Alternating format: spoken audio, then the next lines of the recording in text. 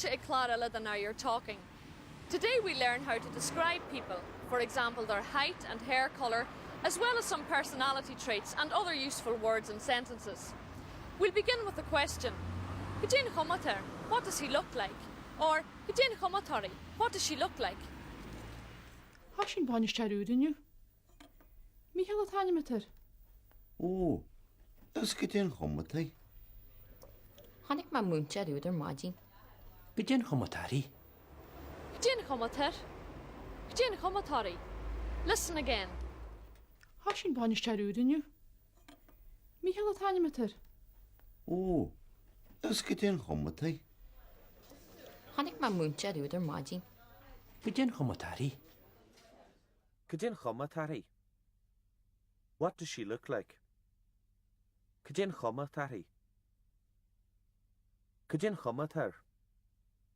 What does he look like? Gudin Chomatar.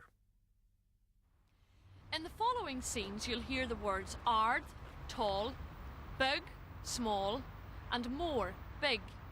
You'll also hear the words ur and nua, which both mean new. And I'll just remind you what banister means, manager. Gudin Chomater. Wal, Tasha Ard. Hashin banish charudinu. Michael Tanyamater. Oh, das Gudin Chomatay. Tasha bag.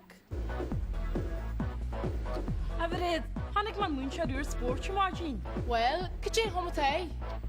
Tasha more agus ard. Ard, tall, more, big, and big, small. Watch them again. Gudin Chomater. Wal, Tasha Ard. Hashin banish charudinu. Michael Tanyamater. Oh, das Gudin Chomatay. Tasha bag. Everett, hannig ma moon charuder sport maji. Well, Gudin Chomater. Tasha more agus ard. Ard. Tall. Ard. More. Big. More. Bug. Small. Bug. Two other common words used to describe people are rower, fat, and tanny, thin. If you wanted to say that someone was getting fat or getting thin, you'd say tashagiri rower or tashigiri tanny. Watch these. Adu gonin tatagiri rower. Masha, Giri Rower. You're a therapy. O tha yoga. Oh, ta derma de brensa wal is beige. Hi ma cartlish in Jimmer Tasha.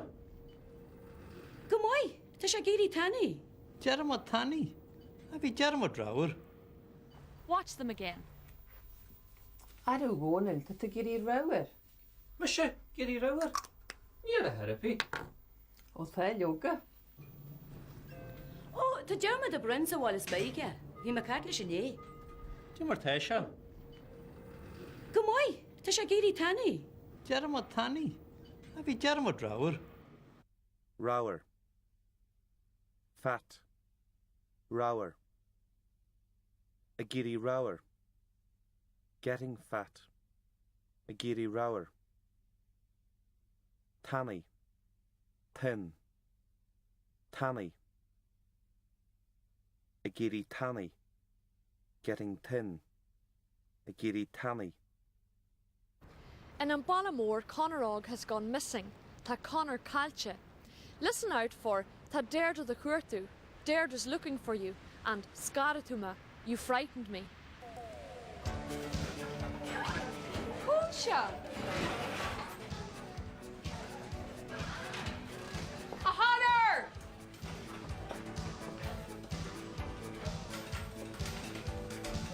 A hotter.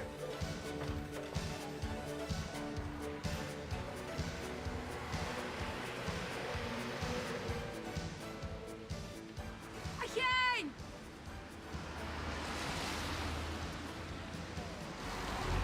Here's a good tort.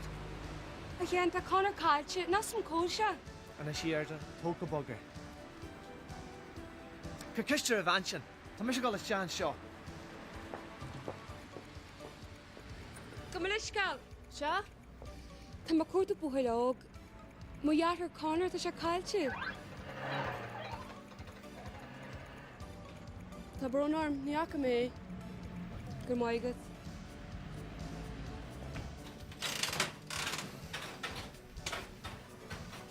Oh, hi, Jon. It wasn't a cliham. Déir a chuirú. Hil si gro tú cáilte, gotcha.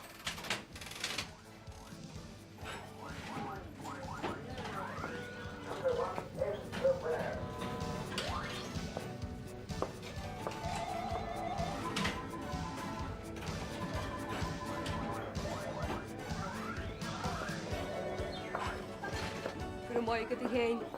Cén má grúta cailse. Scarí tú má. Na gens na ríis. Tá mis go le gobar. A bhhaile fa leom? Bhfuil achas ort a hána. Oh, tá. Ar bhhaile a dhéanaar as a brasserie. Oh, boy, but roll pizza. Céim a scarta ar a chéan.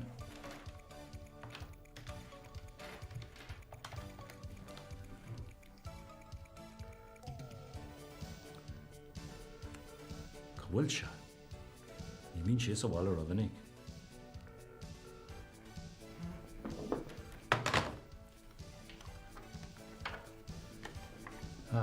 Seo ebre a brasserie.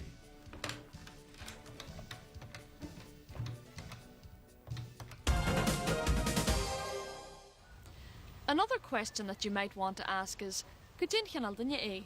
Or, Cudin cheanal dunne í? What kind of person is he? Or what kind of person is she? Hanna ke bóil nu, anya? Oh, go dtí ceanal dunne. Honnig ma Sheila má Jean. Sheila, Jane Kenyalta ní. An waka tú éman go fáil. Níaki, gdíicneal dané. You heard some of the most frequently used verbs in Irish there. Awakatu, did you see? Honigma, I saw. Honigabuhilu the new. The new boy came today. Let's look at them again. Hanna ke bóil nu, anya? Oh, go dtí ceanal dunne. Honnig ma Sheila má Jean. Sheila, Jane Kenyalta ní. An waka tú éman go fáil. Níaki, gdíicneal dané. Cudin cinneal dunne é? What kind of a person is he? Cudin cinneal dunne é? Cudin cinneal dunne í? What kind of a person is she? Cudin cinneal dunne í? Two other useful words are lech and cardúil. Lech means pleasant. As far lecha, he's a pleasant man. Cardúil is the word for friendly. Aspan cardúili, she's a friendly woman. You'll hear the words lech and cardúil being used in the next scenes. Hanna ke bóil nu, anya? Oh, go dtí ceanal dunne. Stinne cardú le. Honnig ma Sheila má Jean. Sheila, Jane Kenyalta ní. Is dunne loyachi. An waka tú éman go fáil. Níaki, gdíicneal dané. Ach, is dunne cardú le. Lech, pleasant. Cardúil, friendly. Hanna ke bóil nu, anya? Oh, go dtí ceanal dunne. Stinne cardú le. Honnig ma Sheila má Jean. Sheila, Jane Kenyalta ní. Is dunne loyachi. An waka tú éman go fáil. Níaki, gdíicneal dané. Ach, is dunne cardú le. Stinne cardú le. He's a friendly person. Stinne cardú le. Stinne lech í? She's a pleasant person. Stinne lech í? If you want to say that someone isn't very pleasant, you say, Ní dunne rá lecha, he's not a very pleasant person. Or, Ní dunne rá lechi, she's not a very pleasant person. Bhí me canta sin ar nua sin inniu. Agus can díicneal dané. Ní daine rá lethe. An rud a cant le hefdín an barúr. Ní ro, cuttin chomatáí. Ó is banfag haní. Agus cuttin ceal da ní. Ní dunne rá leahí. Ní dunne rá lecha. Ní dunne rá lechi. Is ban vag hanna í. Bhí me canta sin ar nua sin inniu. Agus can díicneal dané. Ní daine rá lethe. An rud a cant le hefdín an barúr. Ní ro, cuttin chomatáí. Ó is banfag haní. Agus cuttin ceal da ní. Ní dunne rá leahí. Ní duine rá lechaí. She isn't a very pleasant person. Ní duine rá lechaí. Ní duine rá lechaí. He isn't a very pleasant person. Ní duine rá lechaí. Is banbhag hanaí. She's a small thin person. Is banbhag hanaí. So far throughout the series, we've been looking at the meanings and origins of different place names. If you live in Northern Ireland and there's a place name in your area that you'd like to know the meaning of, you could get in touch with the Northern Ireland Place Name Project here at Queen's University, where a dedicated team is working on a major research project. All names of settlements and physical features appearing on the Ordnance Survey maps are being looked at to discover their original name and meaning. The research has been ongoing since 1987, and so far they've collected information on around 40,000 place names.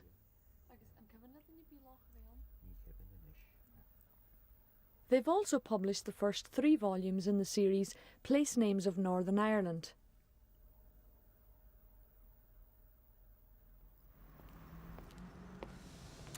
Round the corner from the Northern Ireland Place Names Project is Stranmillis Road. Stranmillis, Struhan Millish. Struhan means a stream, and Millish is the Irish word for sweet. Struhan Millish, the sweet stream.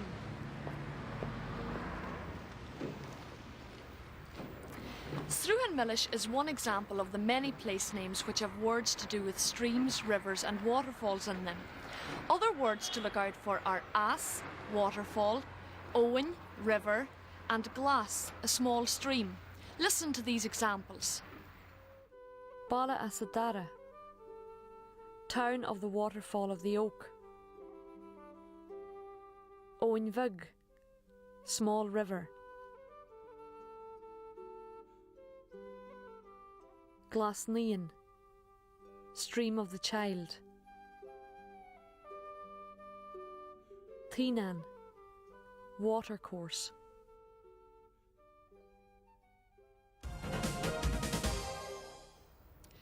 Another thing you often refer to when describing people is the colour of their hair. The word for hair is gruig. See if you can pick out the words for the different hair colours from watching the following scenes. Tá gruig guhanam. Tá gruig in arhi. Tá gruig wanaram. Tá gruig wenar.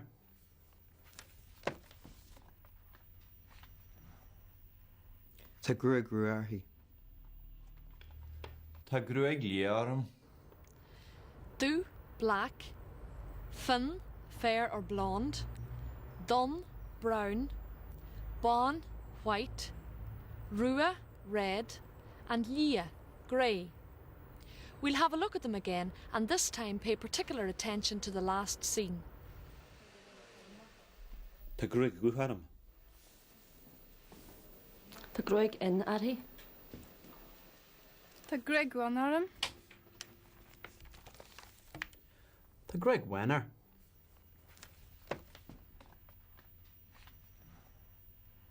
Tá gruig ruarhi. Tá gruig liaram. Tá fisa guhai. Tá fesog guher. Fesog is the Irish word for beard. Tá fesog guher. He has a black beard. Watch it again. Tá fisa guhai. Tá fisa guher. He has a black beard. Tá fisa guher. Gruig. Hair. Gruig. Du. Black. Du. Fin. Fair or blonde. Fin. Dun. Brown. Dun. Buen.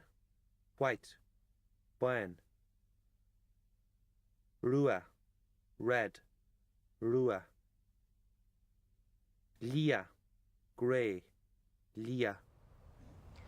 The words grúig and fesog will add a shevu to some of the words coming after them. Fesog ru, a black beard. Rua and Lia won't take a shevu. In the following scenes, you'll also hear the words fada, long, and gurage, short. These will take a shevu.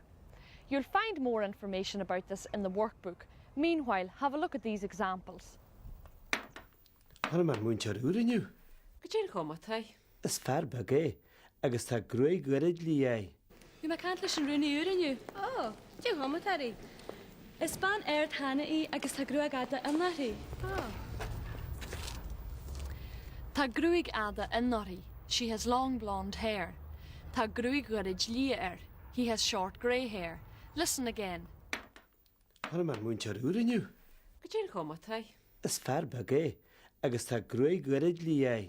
Bhí me cant leis an rúna úraniu. Ó, dtíon chumatá. Is ban Tanaí agus tá grúig ada annarí. Fada. Long. Fada. Garage. Short. Garage. Tá súla donna agam. I have brown eyes. Súl, eye, súla, eyes. Gorum, blue, glass, green, and dun, brown. Watch these scenes. Is fear dóúile. Tá grúig gwerid schonar, agus tá súla donna ag fásta. Bhí me cant leis an rúna úraniu. Ó, dtíon chumatá. Well, is ban Tanaí, tá grúig ada annarí agus tá súla glásaí. Dtíon chumatá I Dr. nua? Is ban go hawalí. Tá grúig gada annarí agus tá súla garamachí. Padraig Gaeilge. Listen to them again. Is fear dóúile. Tá grúig gwerid schonar, agus tá súla donna ag fásta. Bhí me cant leis an rúna úraniu. Ó, dtíon chumatá. Well, is ban Tanaí, tá grúig ada annarí agus tá súla glásaí. Dtíon chumatá I Dr. nua? Is ban go hawalí. Tá grúig gada annarí agus tá súla garamachí. Padraig Gaeilge. Garum. Blue. Garum. Tá súla garamachí. She has blue eyes. Tá súla garamachí. Dun. Brown. Dun. Tá súla donna aige. He has brown eyes. Tá súla donna aige. Gloss. Green. Gloss. Tá súla glossachí. She has green eyes. Tá súla glossachí. Doyle. Handsome. Doyle. Dahol. Good looking. Dahol. Let's listen to the Connacht and Munster versions of Cudén Chumatir. Look out for the different pronunciation of bug and do. Christine, chunig men baniste nuair maidin. Cin chumatá? Tá sé andahol, tá sé bug agus tá grúig chovid. A bhaire, chunach an muintear nuair maidin. Ó, cin chumatá? Tá grúig gofair, agus tá sé beag ráir. Fanula tells Shan that his father is coming for a visit, tá sé teachtar cuairt, and suggests that he stay with herself and Shan. Higlish fanat oganya. Deirdre goes back to the fortune teller, but decides that it's a waste of money. Adiga the Maua. Look out for Bishamai the Jagoni, he'll always be good to you, and Brishisha the Chree, he'll break your heart.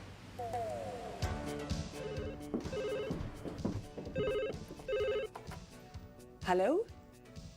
Níl Sean and Seanish. Bheis a rasha go sé, ce tá caint?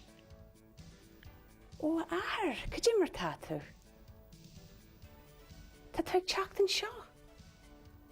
Cinse. Tífa me tú, slán.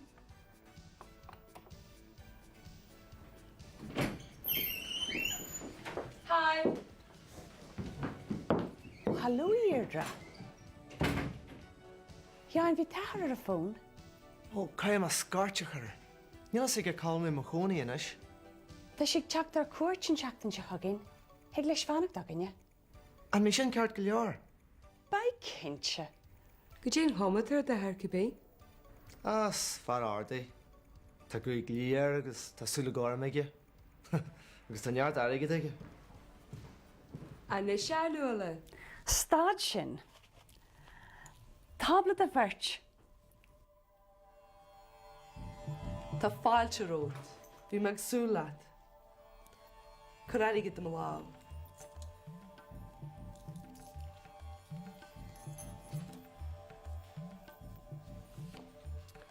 Faninis. Tíam bochail ard le gruag lan sílam. Tásúla glásaige, tá sé ag ceol. Tá se le agus cinealta agus bé se maidide de gcónaí. Cóil se, fáin. Tíam bochail leile. Tá gruag garid de guthair. Tásúla donnaige, tá sé cliste. Cabhad tú henar na brisí se do chrí. Brisí se mo chrí?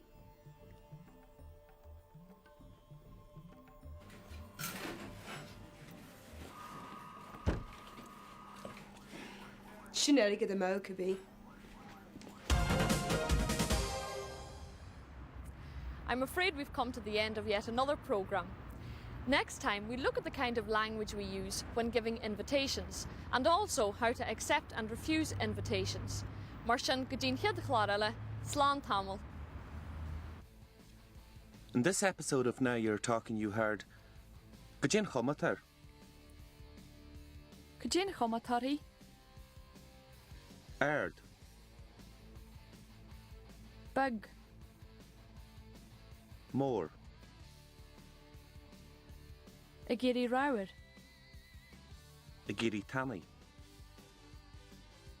Go dtíon cineal danne é. Go dtíon cineal daní. Is dunne leicha. Is dunne cairdiúlaí. Tá fés a go gúthar. Dú. Fin. Dom. Bán. Lia. Rua. Fada. Gaeilge. Garam. Tásúla garam aici. Glas. Tásúla glasa aici. Dáil. Dahul.